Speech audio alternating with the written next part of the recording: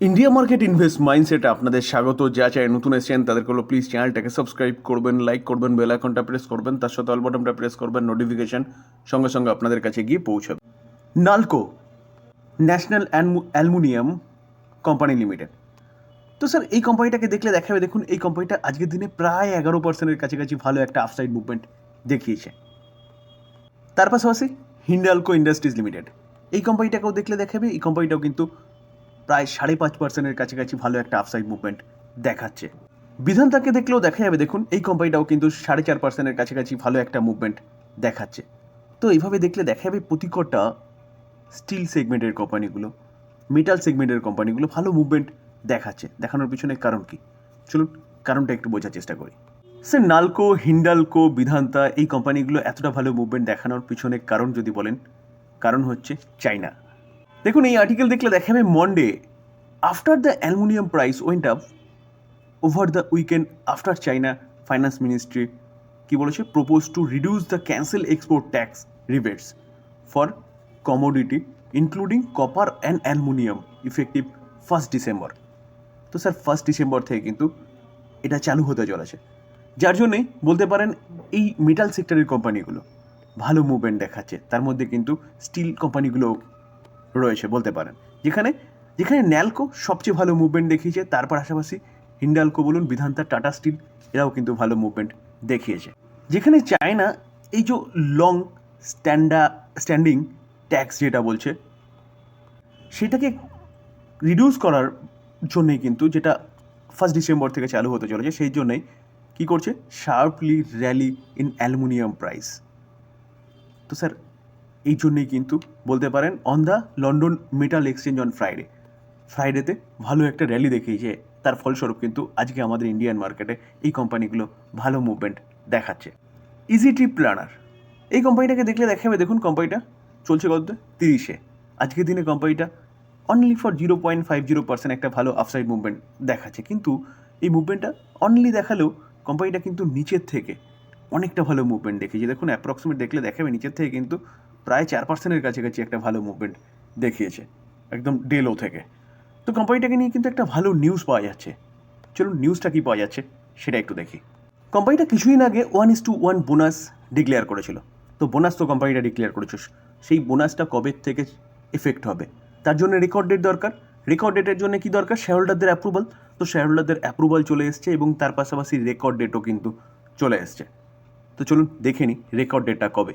দেখুন ইজিটি planner limited announcement করেছে record date কবে, 28শে নভেম্বর। অর্থাৎ 28শে নভেম্বরের আগে, অর্থাৎ 27শে নভেম্বরের মধ্যে যারা এই কোম্পানিটা পারচেস করবেন বা 28শে নভেম্বর পর্যন্ত হোল্ড করবেন, তারাই কিন্তু 1:1 বোনাসের জন্য এলিজিবল হবেন। তো এই কোম্পানি নিয়ে আপনি চিন্তাভাবনা করতে পারেন, যেখানে কোম্পানিটা যে কাজ করে সেই কাজটা কিন্তু ফিউচার ওরিয়েন্টেড বিজনেস, যেখানে যেখানে এই কোম্পানিটা কিন্তু ট্যুরিজমের বিজনেস করে। এই কোম্পানির মাধ্যমে আপনি সারা ওয়ার্ল্ডে ঘুরতে পারবেন, সব ব্যবস্থা এই কোম্পানিটা করে দেবে। ট্রেনের টিকিট বলুন, হোটেল, রিসর্ট, যা দরকার খাওয়ার থেকে শুরু করে সব কিছু এই কোম্পানিটা কিন্তু ব্যবস্থা করে। তো সেই জায়গায় দাঁড়িয়ে এই কোম্পানিটার বিজনেস তো ইউনিক, কিন্তু এই কোম্পানিটা কন্টিনিউয়াসলি নিচে নামছে। দেখুন 1 মাসে দেখলে দেখা যাবে মার্কেটের প্রেশার আছে, ওকে। আমরা যদি 6 মাসে দেখলে দেখা যাবে কোম্পানিটা 31% নিচে নেমেছে তার হাই থেকে। আমরা যদি লাস্ট 1 বছরে দেখলে দেখা যাবে কোম্পানিটা 24% নিচে নেমেছে বা নেগেটিভ রিটার্ন দিয়েছে। আমরা যদি 5 বছরে দেখলে দেখা যাবে কোম্পানিটা 5 বছরে 42%। এখানে ঠিক চার্টটা এখনও অ্যাডজাস্ট হয়নি, কারণ 5 বছরে এখানে কিন্তু কোম্পানি আবার কর্পোরেট অ্যাকশন দিয়েছিল, যেটা এখন আবার দিতে চলেছে।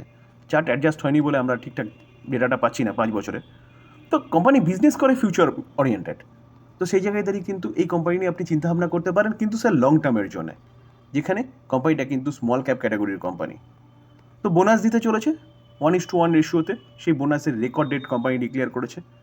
তো যারা হোল্ড করছেন তারা কিন্তু অবশ্যই রেকর্ড ডেটটা মাথায় রাখবেন, বা যারা বাই করতে চাইছেন তারাও কিন্তু মাথায় রাখবেন বোনাস পাওয়ার জন্য। স্যার তাই বলে আমি এটা বলছি না যে কোম্পানি বোনাস দিচ্ছে বলে বাই করুন।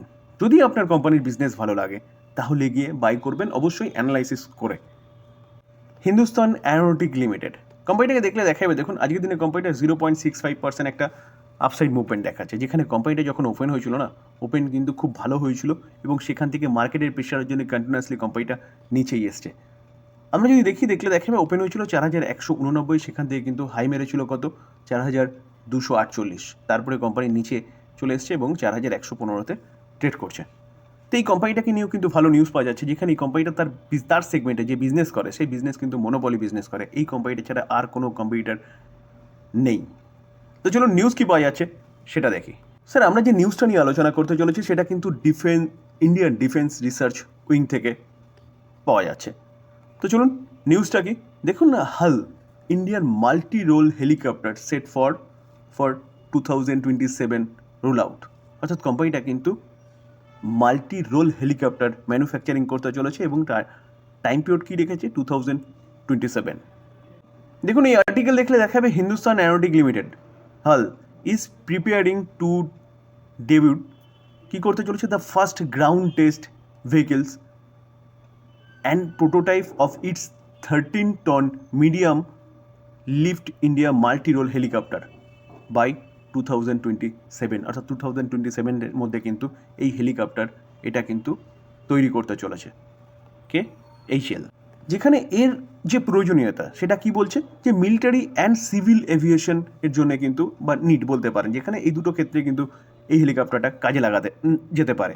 স্যার, এটা কিন্তু এই কোম্পানির জন্য একটা ব্যাপক বড় নিউজ বলতে পারেন, যেখানে এই কোম্পানিটাকে নিয়ে একের পর এক ভালো নিউজ পাওয়া যাচ্ছে। তো এই কোম্পানিটার খারাপ সময় কিন্তু শেষ। খারাপ সময়টা কী ছিল, যে কোম্পানিটার কোনো প্রবলেম ছিল না, যেখানে জেনারেল ইলেকট্রিকের সাথে টাই আপ করেছিল ইঞ্জিনের জন্য এয়ারক্রাফটের, তো ঠিকঠাক টাইমে প্রোভাইড করছিল না বলেই ইন্ডিয়ান এয়ারফোর্সকে কিন্তু এই কোম্পানিটা ঠিকঠাক টাইমে তেজাস প্রোভাইড করতে পারছিল না।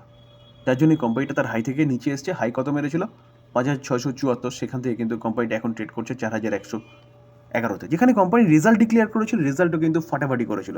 তো এই কোম্পানিটা ভালো সময় কিন্তু স্যার আসতে চলেছে। তো এই কোম্পানিটা কিন্তু আপনি রাডারে রাখতে পারেন, যেখানে এই কোম্পানিটা বিজনেস মনোপলি বিজনেস করে।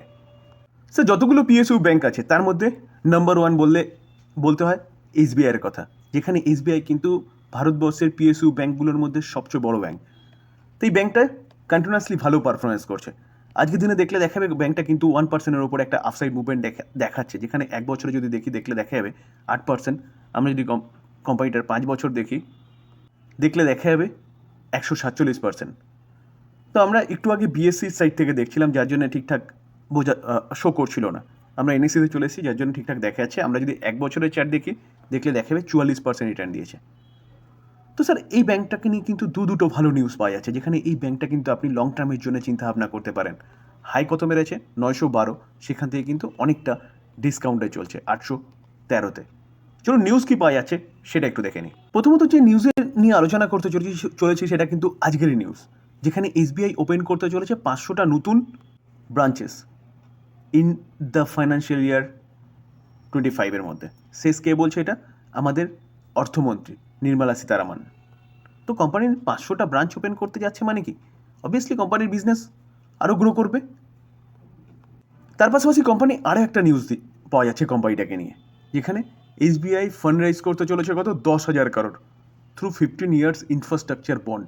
15 বছরের জন্য ইনফ্রাস্ট্রাকচার বন্ডের মাধ্যমে 10,000 crore ফান্ড রাইজ করতে চলেছে কত 7.23% হারে রেট অফ ইন্টারেস্টে। তো এটাও কিন্তু একটা ব্যাপক বড় নিউজ, যেই ফান্ডটা তারা কী করবে, ইনফ্রাস্ট্রাকচার রিলেটেড কাজে লাগাবে। তো স্যার, এই ব্যাংকটা নিয়েও কিন্তু আপনি চিন্তাভাবনা করতে পারেন, যেখানে ব্যাংক কিন্তু তার বিজনেসটাকে এক্সপ্যান্ড করার জন্যে এই ফান্ডটা রাইজ করছে এবং তার পাশাপাশি 500টা ব্রাঞ্চ ওপেন করতে চলেছে। তো PSU যতগুলো ব্যাংক আছে তার মধ্যে চোখ বন্ধ করে ভরসা করার মতন ব্যাংক হচ্ছে স্টেট ব্যাংক অফ ইন্ডিয়া। এই কোম্পানিটাও কিন্তু আপনি রাডারে রাখতে পারেন। ডিসক্লেমার দিয়ে রাখি, কোনো বাই রেকমেন্ডেশন নয়। ভালো কোম্পানি নিউজ পাওয়া যাচ্ছে, সেটা আপনাদের সামনে তুলে ধরার চেষ্টা করছি, টোটালি লার্নিং পারপাস। বাই করবেন, নিজে অ্যানালাইসিস করবেন, তারপরে বা আপনি আপনার ফাইন্যান্সিয়াল অ্যাডভাইজারের সাথে কথা বলে নিয়ে তারপর বাই করবেন। আলোচনা এই পর্যন্ত। যদি ভালো লাগে, যারা চ্যানেল নতুন এসেছেন তাদের প্লিজ চ্যানেলটাকে সাবস্ক্রাইব করবেন, লাইক করবেন, বেল আইকনটা প্রেস করবেন, তার সাথে অল বাটনটা প্রেস করবেন, নোটিফিকেশন সঙ্গে সঙ্গে আপনাদের কাছে গিয়ে পৌঁছাবে। থ্যাংক ইউ, ভালো থাকবেন।